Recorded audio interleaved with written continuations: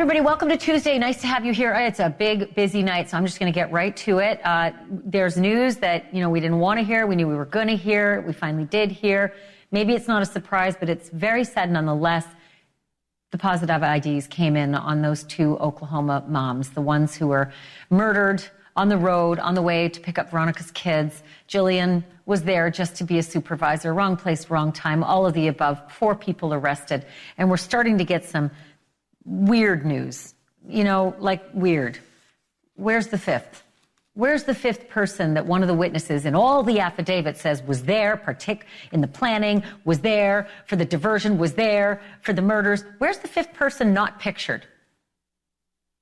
Where's person number 5? And is person number 5, Paul Grice, going to be arrested in all of this? And how is he not? Given all of the information about these 4 and the allegations against them, the allegations were exactly the same against him. No arrest. No one talking. Also, we have an exclusive tonight with Grandma Tiffany. That was one of those women there in the arrest quadrant, shall we say, the 4 people arrested for double murder of Veronica and Jillian. Grandma Tiffany's boyfriend, Tad Cullum, also arrested, worked for a very long time with a business partner who's very powerful in that whole area. And we've got an exclusive interview with him. So we're going to play that for you. You're going to learn something. By the way, he was there for the raid, had guns put at his face. And then something really big happened. And Brian Enton has the exclusive interview and the exclusive developments coming up. And it's something that just kind of rattled us all about 30 minutes ago. And then Riley Strain. We covered that story nonstop on this network and on this show in particular. And I always smelled a rat. I never believed that Riley just fell into the water and died because he was drunk. I always thought there was something more to it, and it turns out I'm not alone.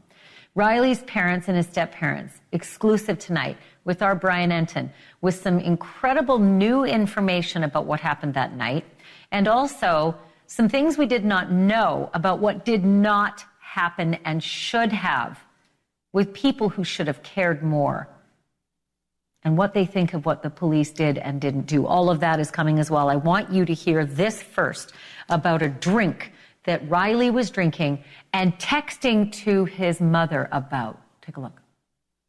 I mean, that's not something that you really normally taste any different. Right. It has a very consistent taste. Yes. And that's why I'm like, you probably shouldn't drink that then. Do you think that could have something to do with what happened? Yeah, maybe there was something in it that shouldn't have been. Did someone slip something into Riley's drink? Did Riley become overcome? And did Riley end up dying? Because in the world of the law, that math says felony by drugging someone, death resulted. That's felony murder. We're going to talk about that coming up in this program. And also Scott Peterson. Every single time Scott Peterson, there's a flicker in the news, I wonder, is it going to change? Is he going to get out of prison? Or is he going to continue serving life, no parole for the death of his wife and unborn son? Here he was at a hearing today. I'm going to show you a little moment that was a little lighter where he was laughing, tell you why, and also what none of the reporters saw while covering this hearing today. All of that coming up straight ahead. But first, there's a question here. When a mystery is solved, when do we determine that? When a suspect or suspects are locked up, or when a body or bodies are found? Because both of those things happened in the case of the missing Kansas/Oklahoma moms, Veronica Butler and Jillian Kelly. But guess what? News is still breaking. Facts are still missing. Loose ends are still hanging, and we are still digging. But tonight we have one fewer loose end, and it is a big one. Tests have confirmed that the bodies that were found on Sunday in a freshly dug hole in a pasture are indeed Veronica and Jillian, which is devastating news for their families, and it is very, very bad news for 4 other people. As you know, if you joined us here last night, Tiffany Adams and her boyfriend, Tad Cullum, those are the top 2 on the, Tiffany on the left and Tad on the right. They're charged with first-degree murder, conspiracy to murder, and kidnapping, as are the couple below, Cole and Cora Twombly. Tiffany was the caretaker of the children that Veronica shared with Tiffany's son, Wrangler Rickman.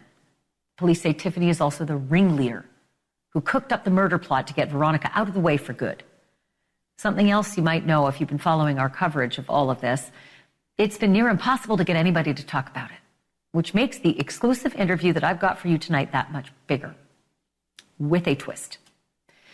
It's a friend and a business partner of Grandma Tiffany's boyfriend and alleged co-conspirator to the double murder, Tad Cullum. The partner, who I should mention, is also a municipal judge, was in Tad's house while it was being raided and had guns drawn and pointed to his face while Tad was being arrested. He has a lot to say about these suspects and about the secretive anti-government religious group they belong to called God's Misfits. And you're going to hear all of that in just a moment. But first, what about the fifth man? What is going on? He's named in the court documents as part of the plot. He's described as right there at the scene. The fifth man who is not on the list of people arrested. The so-called mystery member of the Misfits. His name is Paul Grice. And that name was all over the arrest affidavits yesterday. But for some reason, Grice was not charged in these murders, which is strange. Because a witness told investigators that Grice was directly involved in every aspect of this plot and is a member of God's Misfits.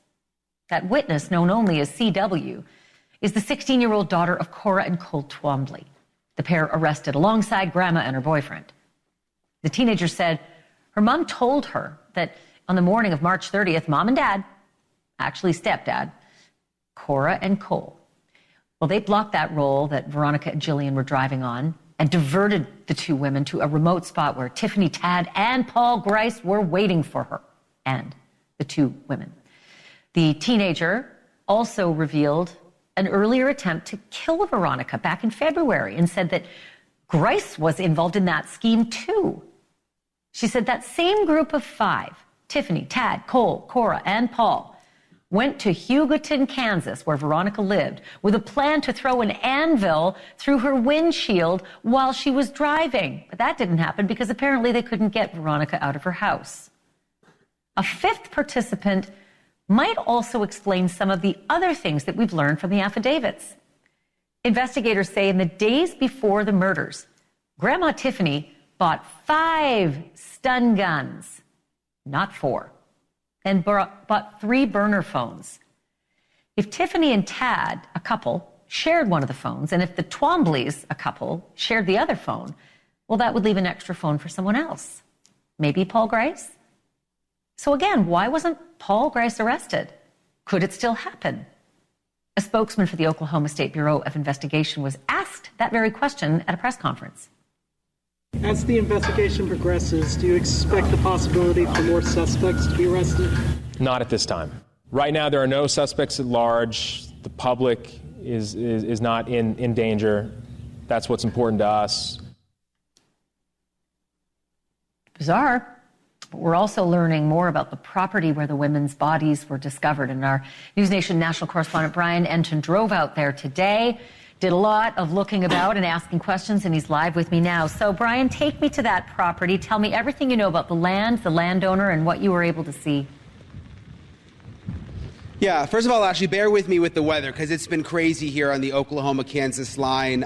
We had a wind advisory today. There was a tornado last night, and now there's another big storm moving in. So it's going to get a little wet, but I want to get to all of our points. Yes, I went to the house and the area where the bodies were discovered. It's about 8.5 miles or so from where the mom's car was left in a very rural area. It is a piece of land that Tad was renting, was leasing out from an owner there. And there was a barn there. The bodies were discovered near a dam. There was some digging, and that's when they found them. The owner I met with, he was crying when he was telling me the story. Totally shocked by all of this. Can't believe it. Can't believe this happened on his land. Was shocked when the police showed up and started digging. But that is where those women were found, Ashleigh. Okay, so now tell me, there's so much I want you to unload here, but you also got an interview today with Tad Cullum's business partner, who happens to be a municipal judge, who was coincidentally there at Tad's house while Tad's house was being raided. And then there's been a big twist tonight. Tell me everything that's happened. There is, and I'm going to get to the twist in a second because this is really crazy and goes back to the point that people here are very scared to talk. But yes, we talked to the municipal judge here, happened to be walking by, got in the car with me and chatted. He is a good friend of Tad. He is a business associate. They were working together. He was at Tad's house when the SWAT team showed up. You remember Nancy Liu had that crazy video. The SWAT team showed up, and he was there. He had a gun pointed at his face, he says. And he also knows a little bit about this group, the God's Misfits, the religious cult group. I asked the judge about it. Listen to what he told me, Ashleigh. When's the last time you saw Tad? I was there when they raided it. You were there? Tad and I have been working together the last month in a business, and I was down there when it was raided. What was that like? Being with a military past in Vietnam, it brought back some really bad memories. Looking down the barrel of those rifles, it was very hard for me. It brought back a lot of memories, a lot of bad things. Did you ever get a bad vibe from Tad? No. Tad was one of the nicest, funniest. I seen him almost on a daily basis this last month. We were working together. I couldn't even believe he was involved in it. What about Tiffany? I didn't see her a lot. I've known her for years. Always thought she was just a little bit out in left field. But again, just never believed that they would do this kind of thing. According to the affidavit, they were involved in this group, God's Misfits. Yes. What do you know about that? Never even heard of it until this come up. Knew zero, nothing about it. And what have you learned? To me, and what I've heard, and I can't say this for fact, what I've heard, it's kind of like a cult. A lot of cults use God as their background to justify what they're doing. To me, that's what it sounds like. Are they anti-government? Very, very anti-government. Okay, so in a very strange twist, Ashleigh, I just was notified that judge was forced to resign after doing that interview with me this afternoon. The mayor, he was appointed by the mayor, and the mayor basically said, I'm not happy you did the interview and talked about any of this, and said, we want your resignation. And he had to submit a letter of resignation. Keep in mind, he didn't talk at all about, anything in a professional sense. He's just a municipal judge. He has nothing to do with the case at all. Just goes back to why people are not wanting to talk around here, how powerful these suspects are. And now this judge is out of a job just for telling us that story this afternoon. And again, that story has absolutely nothing to do with the murder or the evidence or anything, just the experience of what the arrest was. It's astounding. And I'm sorry, Brian, you're getting pelted with rain. I can't let you go, though. Did this judge know anything about Paul Grice, that fifth man that we are mystified about? Does he know him? Does he know why he wasn't arrested? Any info? No, he knew absolutely nothing about him, which is interesting because he knows pretty much everybody in town. Everybody we've asked, for the most part, doesn't know much about him. I mean, you touched on it earlier, though. He was also, according to authorities, part of God's Misfits, the group. He was apparently involved in this plot to kill Veronica back earlier this year. So we know that from the affidavit, but we're not really having an easy time getting other information on him and why he wasn't arrested. Is he perhaps now cooperating with the investigation? We haven't been able to nail that down at this point. Well, let me tell you, we've been looking all day for anything on Paul Grice. And, whether this God's Misfits is a group of sovereign citizens, which is what we're hearing, people who don't believe that they are part of the United States of America, nor do they have to adhere to any of its laws, even on its roadways. Maybe that's why there are very few public documents and that we can't find even a picture of this Paul Grice. I just want to play something very quickly. Veronica Butler's attorney appeared on Chris Cuomo's program earlier and made this quick comment just about everything that he experienced getting to know Veronica in this horrible custody battle. Have a look. The information that you guys have reported on Tiffany Adams' own son, Wrangler Rickman, had put some posts on social media about threats that his own mother had made against him. That was what really raised my eyebrows, firstly, in speaking with Veronica, and what I thought kind of made this a little bit different than a normal custody case.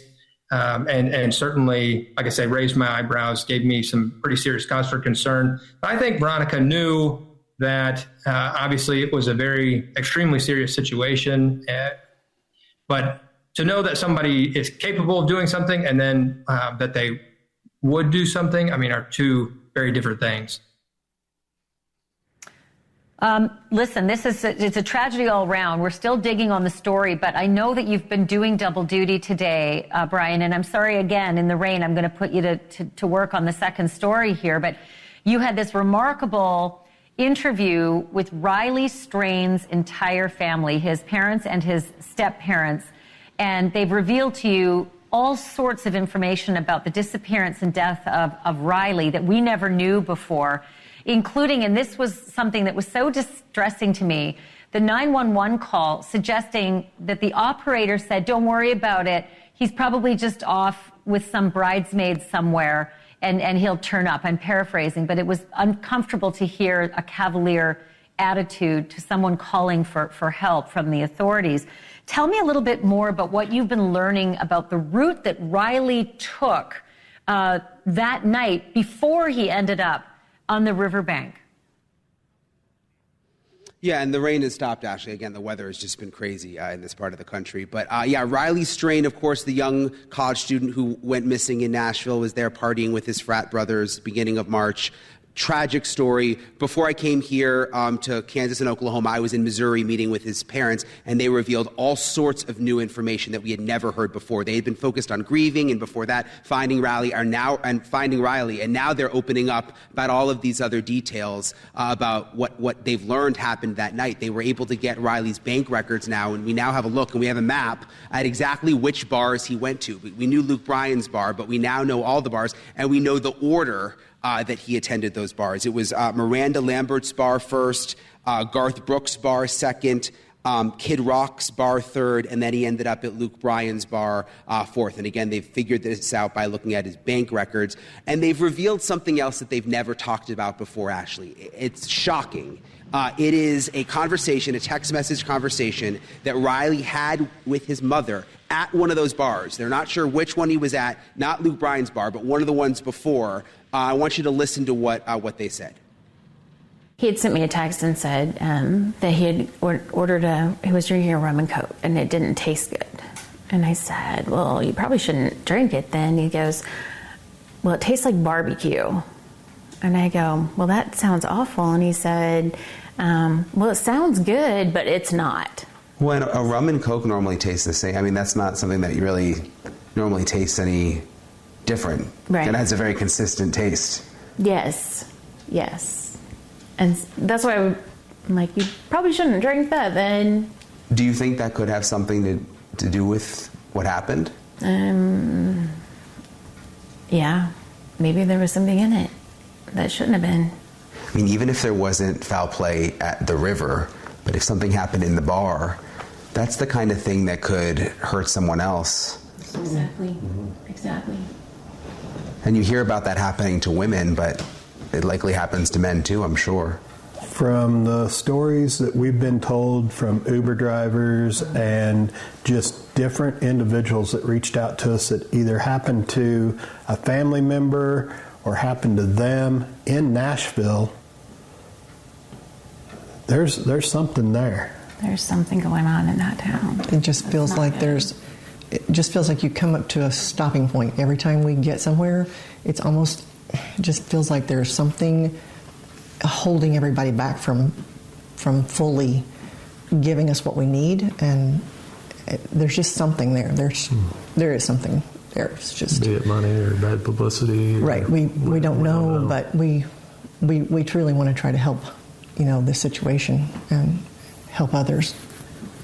Nobody needs to go through what we've had to go through, the way that we've had to go through it. I mean, they're still telling us it's an accident. Fine. show me the proof that you have that it's an accident. I'll accept it. So now Ashleigh questions of whether Riley was roofied based on that conversation that he had with his mom, and obviously the way that he was acting in some of the surveillance video that didn't make sense. We've learned there's a state investigation now on top of the local investigation, which apparently has ended and isn't continuing. The state now looking at cameras from the bars, according to the family, trying to figure out, what he drank. Did someone slip something in his drinks? All of that now being looked at, Ashleigh. Well, I sure hope that the state investigators, if they find that someone slipped something into his drink and he died as a result of it, I hope they charge that person with felony murder, because drugging someone is a felony. And when someone dies as the result of your felony, you get charged with the resulting murder. That is so distressing to hear that. Brian, excellent digging, and I know that there's a lot more. By the way, please go get shelter. Thank you for, doing this in such bad weather down there, and all the digging and all the double duty today, Brian. Thank you so much. Excellent job. Thanks, Ash. And I've got a whole lot more of Brian's exclusive interview with Riley Strain's parents coming up after the break, because while they were on the ground in Nashville, and they were personally searching everywhere they could, what were Riley's frat brothers doing? Riley's mom and dad said they could not believe how these young men behaved, and you may not believe it either. Hear it all next.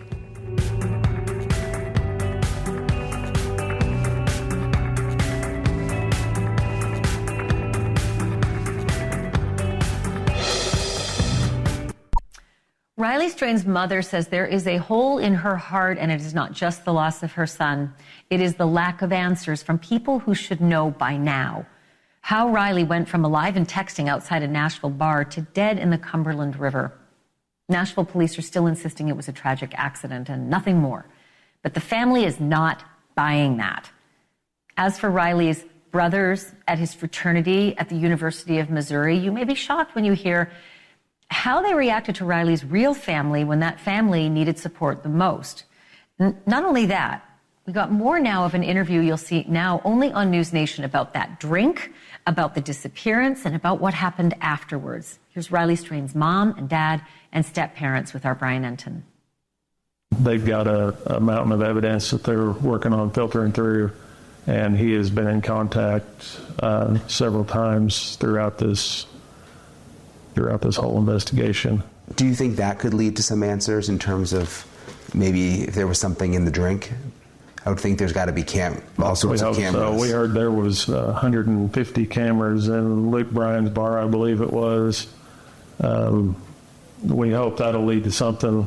So, it's interesting because he wasn't in Luke Bryan so long as we thought. According to what the detectives told us timeline this week, he'd left Garce and went to Kid Rock's, and then spent an hour in Kid Rock's, then showed up at Luke Bryant's at 9:15, I believe is what the detective told us. He was in Luke Bryant's from 9:15 to 9:36, 21 minutes. He had one beer, 2 waters. Last time I checked, every time you go into these bars, you have to show ID, probably have to pay a cover. And so if he didn't meet the protocol to be in there after being in there 21 minutes, I can't imagine a lot changed in that 21 minutes from when he was paying to get in. Well, I'm just thinking about, you've got celebrity bars involved. You've got Nashville, which is a huge tourist destination. You've got a big fraternity with chapters all over the country. A lot of people who probably just would prefer that you guys stop doing these interviews. Yeah, absolutely. We're not going to stop until we get satisfied with some sort of answer somewhere. Because where we're at right now still doesn't make sense. It's still a mission. The objective is still the same, to find out what really happened, because everything we're seeing, it doesn't add up. It's not 1 + 1 = 2. If it was, we wouldn't be sitting here. The fraternity brothers had not gone to the police when they called you? Not that I am aware of. Were you surprised? Yes. Because why wouldn't they? Why wouldn't they have called the police when they got back at 3:15 in the morning and didn't see him then? Why wouldn't they have called the police? I don't know. So 7 or 8 hours had gone by from the time they got back to the hotel to when they called you. Do you have any idea why they didn't call the police until then? I don't know. We called them on the way down, and it was probably close to 12 o'clock, and they were just going to the sheriff's detention center, to the sheriff's office to report him missing. That was probably 12:15, 12:30, somewhere in there. So 2 more hours had gone by from the initial call. Yeah. They still hadn't gone to the police. Yeah, 14 hours after his last ping of where his phone was. Do you think they were just scared, or do you have any idea why? It's $1 million question. So what happened when you got to Nashville? So when we got there, all the boys were out. Well, not all the boys, but several of the boys were out front with a police officer. And we had to finish filling out the report. So we completed that, and the boys stayed out for a while. And then they all of a sudden disappeared, all of the boys. And they ended up back out a little while later in their dress clothes to go out to their formal that night. They went to the formal? Yeah.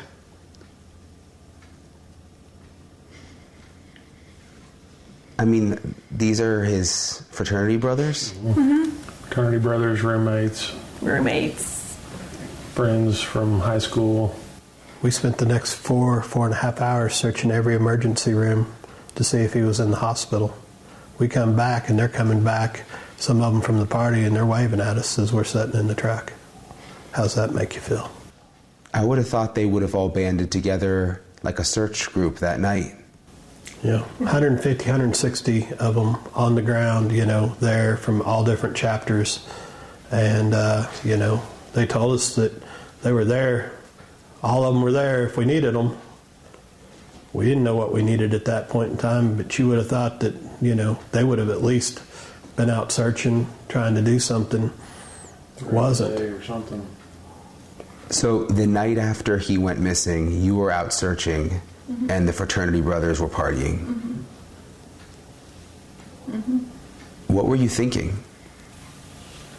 We weren't very happy with them, to say the least. It's appalling. You all received a letter from someone else who was staying at the same hotel who described a little bit of what they heard that night that Riley went missing. I just want to read part of it. At first I thought it was a bunch of drunk college kids being jealous of girlfriend-boyfriend stuff, but it was too loud and went on too long. They were in halls. I could hear them between the walls. The doors for the hotel rooms are very heavy, so they slam when you let them shut. I woke up at 3:15 a.m. to numerous doors slamming, kids in the hall, both boys and girls, having very loud discussions, going back and forth from rooms multiple times. It was like new kids kept showing up on the floor during the entire period. These kids were freaking out about something. Were you ever able to find out what was going on in the hotel that night? From one of the friends that I talked to this week, apparently he had hurt his hand that night. Didn't really specify what he had done, but apparently it had to do with a hurt hand that night and people being emotional about it. Apparently it didn't have anything to do with Riley. Do you think there's information that his frat brothers have that they're not sharing?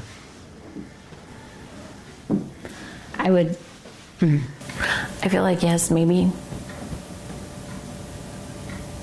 No, I mean, I haven't sat down and talked to any of them to say, tell me your whole entire story.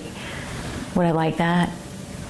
Yeah, yes, it would be nice. Now that you've found Riley, do you feel like you have a different purpose in terms? I mean, do you want to know everything that happened? Is there like a hole? How would you describe it? Oh, of course, there's a hole in my heart. There always will be.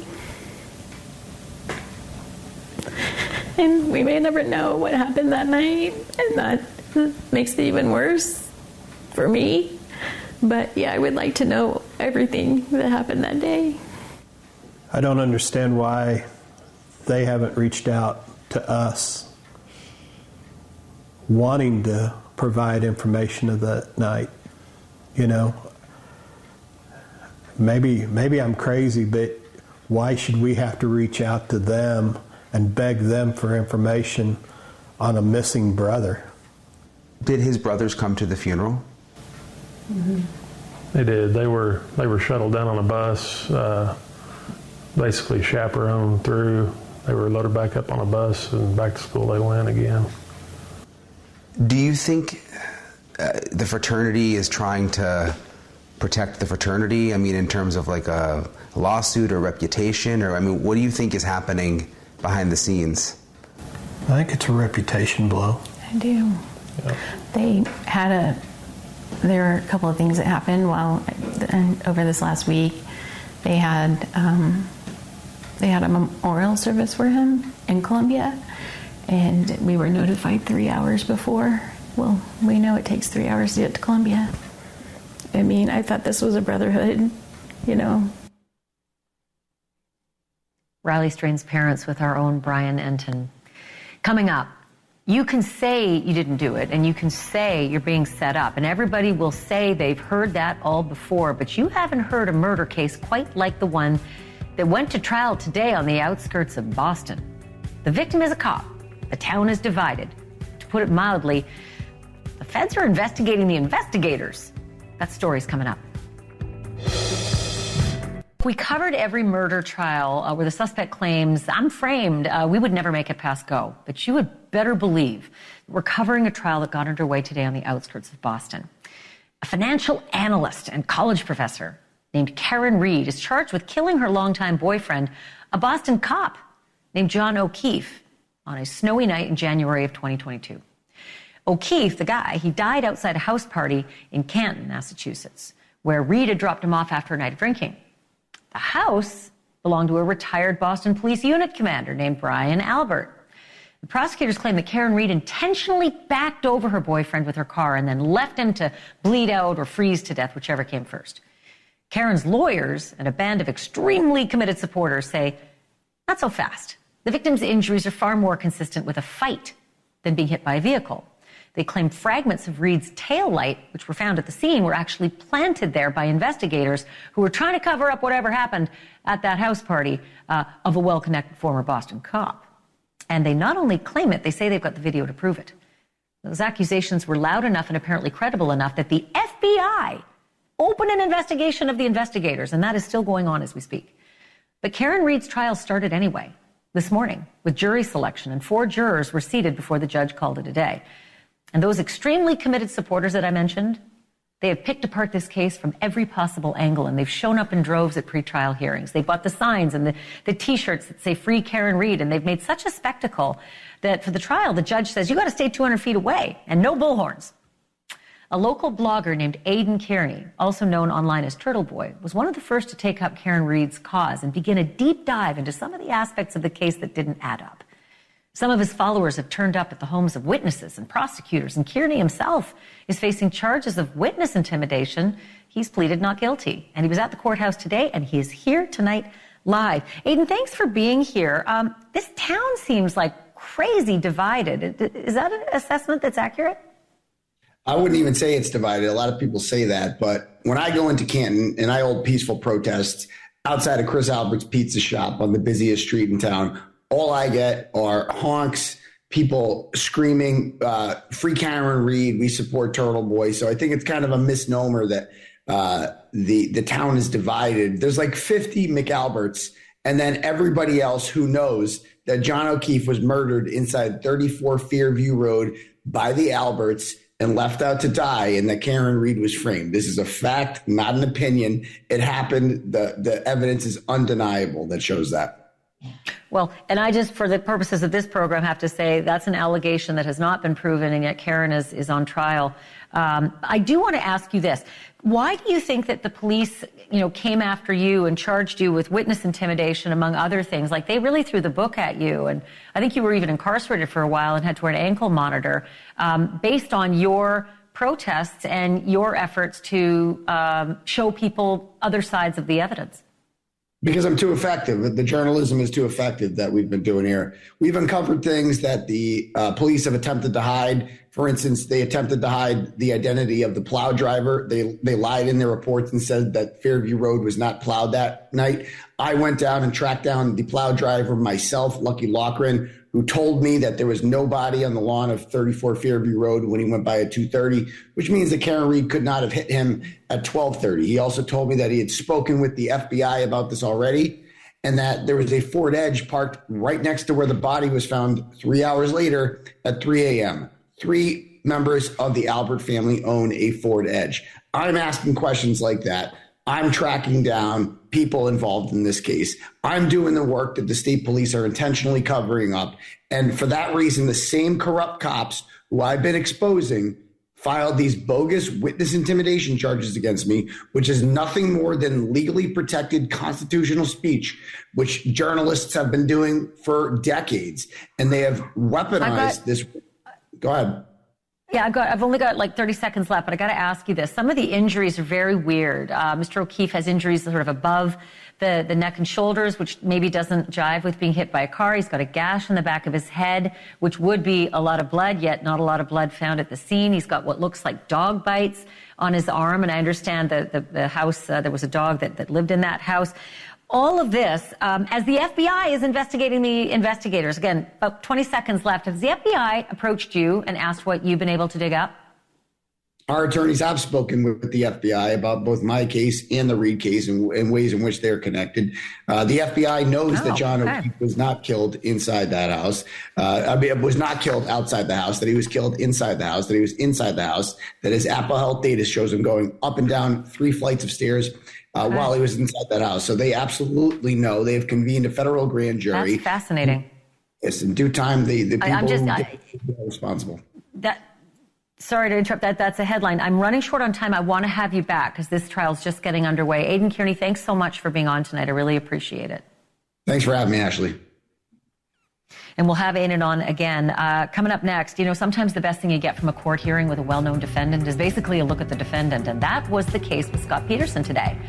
We actually saw him chuckling as he waited in a jailhouse video room for his hearing to start. All the while, our Caitlin Becker was visiting a site you may never have seen before, Lacey and Connor Peterson's final resting place. And guess what happens on a regular basis there? The answer's next. GNC, but you can only claim your complimentary bottle of AccuGold by texting OPTIC to 215-215. And if you act now, we'll send you a bottle of vitamin D3 immune support absolutely free. I don't know what this says about Scott Peterson's attempts to get a new murder trial, but his second and latest hearing today was a total waste of time. Coincidentally, it comes on the 21st anniversary of the week that Scott was arrested and charged with killing his wife Lacey and their unborn son Connor. Again today, he appeared remotely from prison. He's still got that man bun back there, and he's still finding things to be cheerful about. Before the hearing, he was actually seen smiling and laughing. I think it was a jail guard who was in there. And then he confirmed to the judge that he's A-OK with appearing remotely. Mr. Peterson, can you both see and hear the proceedings? Yes, I can. Thank you, Your Honor. And do we have your consent to appear by Zoom this morning? Absolutely, Your Honor. Thank you. All right. Thank you.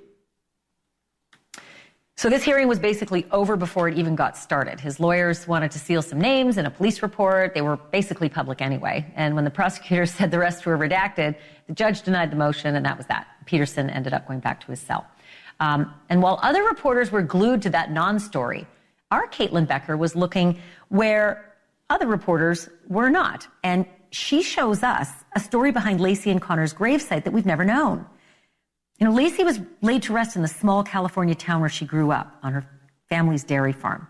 And she was buried with her unborn son Connor in the very same casket in a small cemetery. And today our Caitlin Becker found physical proof that after 20 plus years, Lacey and Connor have not been forgotten.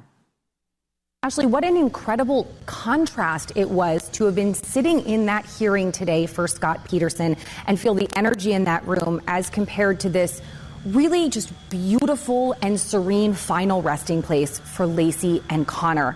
It was almost 21 years ago to the week that their bodies were found in the San Francisco Bay, some 87 miles from where I'm standing. And even after 2 decades, you can still see how loved Laci was. You have freshly placed Easter decorations that I imagine went in a few weeks ago. There's hand-painted rocks here with their names on it. And honestly, these flowers we thought were fake because they're so fresh. There's not a single wilted petal to be seen. So clearly they were placed here very, very recently. We don't know if they were by loved ones or friends, but either way, you can see how impactful Laci was on those around her.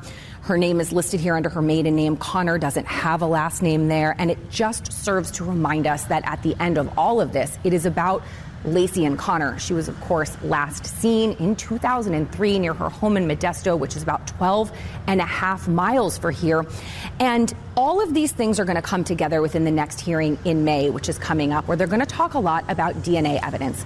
The LA Innocence Project specifically wants to talk about DNA from that burnt out van that was found near the Petersons' home. But they also want to talk specifically about items that were found on the bodies of Laci and Conner when they were discovered in the San Francisco Bay, specifically twine that was found wrapped around Conner's neck, as well as some duct tape that was found both on Conner and on Laci. And if the judge grants that motion next month in May, and they're tested, and it comes back that those do belong to someone else, not Scott, or perhaps the blood that was in that van did belong to Laci, that could be really meaningful for how this case is handled moving forward. But just being here reminds us all that it is about Laci, it is about Conner, and as much as it is also about Scott, her family is still grieving her loss. Ashleigh? Our Caitlin Becker doing the journalism today and discovering that no one has forgotten that gravesite. Those little painted rocks, well-manicured gravesite, she is not forgotten. Tomorrow on this program, we're right back into that Karen Reed trial, but a DEA agent who's no longer an agent has been doing some deep diving and has the receipts on some of the evidence that Karen Reed supporters say was planted. He's got the video to prove. He's going to show it tomorrow. Cuomo's next.